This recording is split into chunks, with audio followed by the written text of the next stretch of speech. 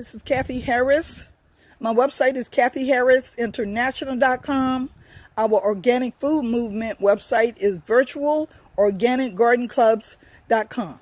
Today, I would like to talk a little bit more about spacing your seeds. I want to show you what I did. Now, right here, I actually have 3 different peppers growing, 3. And the reason I have 3 growing was when you plant your seeds, you want to put 3 seeds down at a time in case 1 or 2 of the seeds don't grow.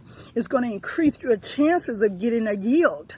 So I actually put 3 seeds down. My Swiss chard is spaced out only about 4 to 6 inches apart. And the reason that I did that is because I was paying attention to the seed packet.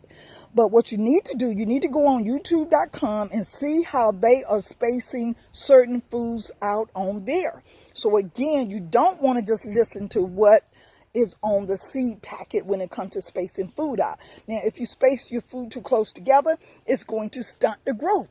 Once it starts touching each other, you are actually going to stunt the growth of your plants. So you want to make sure that you space your foods out at least 1 foot if you can. 12 inches or 1 foot is a great space for spacing your food in your garden. But you have to do your own research, and each food is different. It all depends on how that particular food is going to grow.